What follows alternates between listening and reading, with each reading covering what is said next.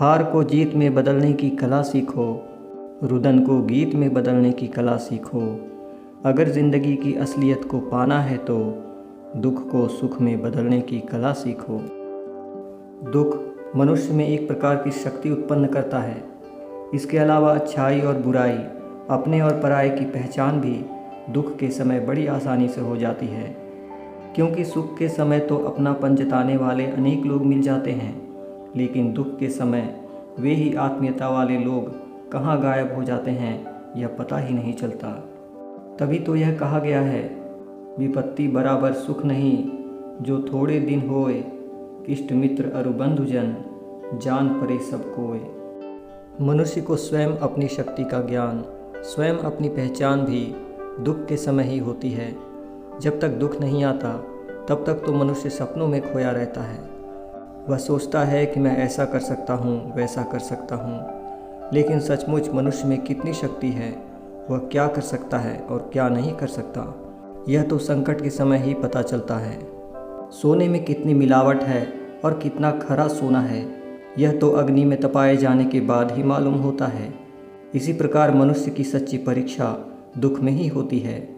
जिन लोगों ने कभी जीवन की कठोरता के दर्शन नहीं किए, वे अनेक दृष्टियों से कच्चे रह जाते हैं। इसलिए भगवान ने जहाँ सुखों की सृष्टि की, वहीं दुखों और कठिनाइयों की भी रचना की है। इनका अनुभव लिए बिना मनुष्य अपूर्ण रह जाता है और उसका उचित विकास नहीं हो पाता। कहा भी गया है, गर्दिशे अय्याम तेरा हो भला, हमने हर पहलू से दुनिया देख ली। दुख का कोई एक स्वरूप नहीं है, बहरूपिये की तरह वह रूप बदल बदल कर आता है। कभी वह बीमारी के रूप में आता है, तो कभी अपनों के वियोग और बिछड़ने के रूप में आता है। कभी वह शारीरिक कष्ट के रूप में आता है, तो कभी मानसिक क्लेश के रूप में आता है, कभी वह शत्रु के रूप में आता है। लेकिन दुख किसी भी रूप में आए, कहीं से भी आए, वह आता है मनुष्य को अनुभव प्रदान करने के लिए। जीवन है तो दुख भी उसका एक अनिवार्य अंग है।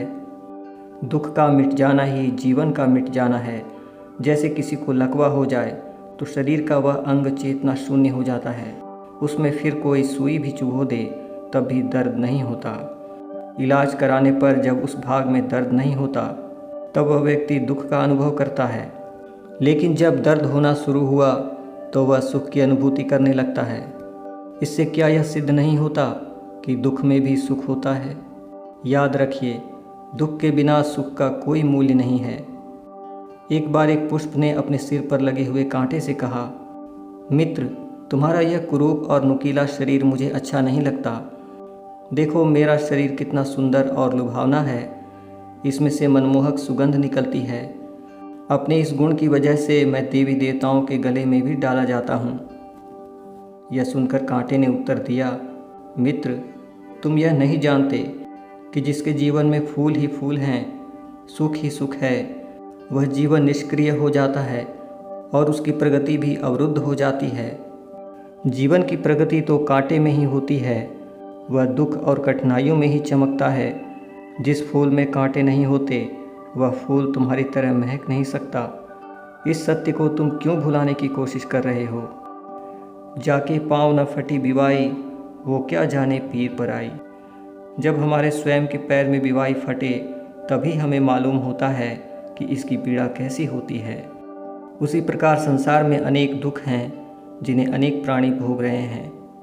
यदि हम उनके साथ सहानुभूति प्रकट करना चाहते हैं तो हमें भी दुख की पीड़ा से परिचित होना ही पड़ेगा। फिर ऐसा सुख भी किस काम का है जो आते ही ईश्वर को भुला दे। इससे तो वह दुख ही अच्छा है जो हर पल ईश्वर का स्मरण कराता रहता है। कबीर दास ने कहा है, दुख में सुमिरन सब करे, सुख में करे न कोय, जो सुख में सुमिरन करे तो दुख काहे को होय। संसार में दुख भी है, सुख भी। पतझड़ और वसंत, ज्वार और भाटे की तरह जीवन में इनका आगमन होता रहता है, लेकिन समझदार व्यक्ति न तो सुख में फूलता है और न दुख में घबराता है। कष्टों की कटीली राहों पर भी वह दृढ़ता एवं धैर्य के साथ आगे बढ़ता जाता है। किसी ने ठीक ही कहा है, जिंदगी का हर पल जियो इस तरह जैसे हर पल में समाई हो जिंदगी। गम का भी स्वागत करो कुछ इस तरह, जैसे गम से भी निकल आए रूठी जिंदगी। होनी को सरल भाव से स्वीकारें। जीवन की सारी मुसीबतें, मन के सारे क्लेश, समाज के सारे संघर्ष और व्यक्ति की सारी पीड़ाओं और दुखों का स्रोत है परिस्थितियों को स्वीकार न करना। याद रखिए, जो बातें आप बदल सकते हैं या सुधार सकते हैं उनके लिए प्रयास कीजिए, मगर जो आपके हाथ में नहीं है उसे स्वीकार कर लेना ही ठीक है। न्यूयॉर्क के थियोसोफिस्ट प्रोफेसर डॉक्टर रेनॉल्ड ने अपनी कविता की 2 पंक्तियों में यही बात कही है। हे प्रभु, मुझे बुद्धि दे कि जिन बातों को बदल न सकूं उन्हें स्वीकार कर लूं। रीडर्स डाइजेस्ट नामक पत्रिका के एक लेख में एल्सी मैककॉर्पीट ने लिखा है, जब हम होनी से लड़ना बंद कर देते हैं तो हम में एक विचित्र शक्ति का स्रोत खुल जाता है जो हमारे जीवन को सुखमय बनाने में हमारी सहायता करता है। होनी को सरल भाव से स्वीकार कर लो। यद्यपि ये शब्द ईसा से 399 वर्ष पहले कहे गए थे, तब भी इस चिंतित और दुखी संसार के लिए आज ये पहले से अधिक आवश्यक हैं। मैं यह नहीं कहता कि विपत्तियों के समय आप अपने घुटने टेक दें, बिल्कुल नहीं, यह कोरी भाग्यवादी प्रवृत्ति होगी। मैं कहूँगा कि जहाँ तक हो सके उस परिस्थिति विशेष में हम परिवर्तन ला सकें, उसे अनुकूल बना सकें तो बना लेना चाहिए।